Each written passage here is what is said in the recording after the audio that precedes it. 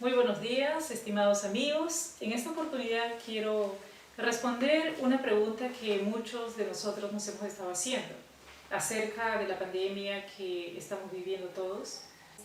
¿Será el coronavirus una pandemia bíblica? Muchos nos preguntamos, ¿es esta una pandemia que Dios ha enviado a la tierra? Bueno, para responder esta pregunta necesitamos abocarnos a la Biblia y ver cómo eran las pandemias bíblicas. Vamos a ver las causas de las pandemias más notables, el propósito y cuál fue la solución.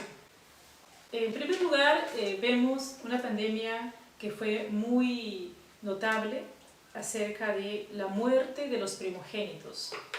Esto sucedió mientras el pueblo de Israel se encontraba en Egipto, una situación de opresión, de esclavitud.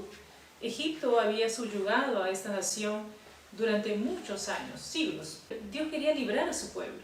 Había enviado plaga tras plaga. El faraón junto con los egipcios no recapacitaban, no sensibilizaban su corazón a la orden de Dios. No querían obedecer el mandato de liberar a Israel, el mandato divino. Así que Dios decide, por último, enviar la plaga o la peste que haría que el corazón de Faraón y de su pueblo dejasen libre a Israel. Y esta fue la muerte de todos los primogénitos.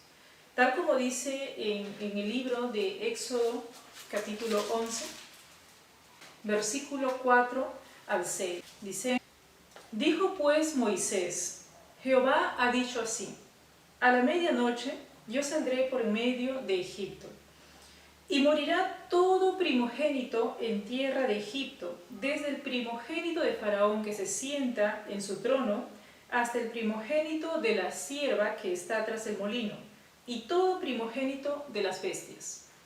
Y habrá gran clamor por toda la tierra de Egipto, cual nunca hubo ni jamás habrá. Y así sucedió. A la medianoche Dios envió la muerte a todos los primeros hijos de los egipcios y de sus animales. ¿Cuál era el propósito?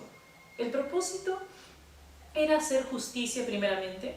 Hacía unos 83 años atrás, Faraón despiadadamente había mandado a echar al río a todo hijo varón de los israelitas.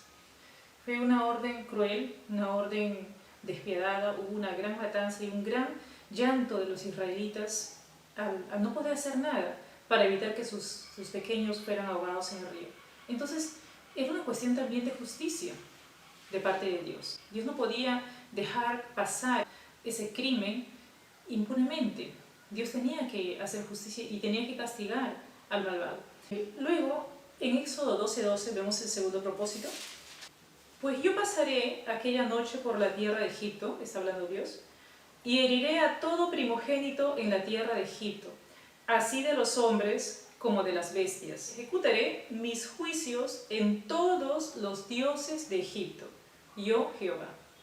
Esta plaga, esta peste, les iba a demostrar a los egipcios que Dios, el Dios de los israelitas, era más poderoso que sus dioses, que eran muchos. Esta peste les hacía ver a los egipcios que no podían hacer nada con toda su sabiduría, con todos sus encantamientos y hechizos, con todo su poder y con todo lo que ellos creían de sus dioses. Nada pudieron hacer ante los designios de Dios.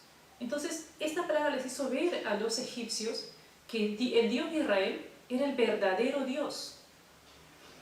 Y el tercer propósito es que esta plaga iba a permitir la libertad de los israelitas. ¿Y cómo los israelitas pudieron salvarse de esta plaga? ¿Por qué los primogénitos de los hebreos, de los israelitas, no perecieron en esta plaga? Porque Dios les dio la solución. Y está en Éxodo 12, versículo 3.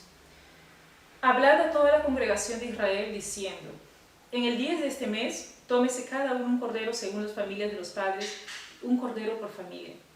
El versículo 6. Y lo guardaréis hasta el día 14 de este mes, y lo inmolará toda la congregación del pueblo de Israel entre las 2 tardes. Y tomarán de la sangre y la pondrán en los 2 postes y en el dintel de las casas en que lo han de comer.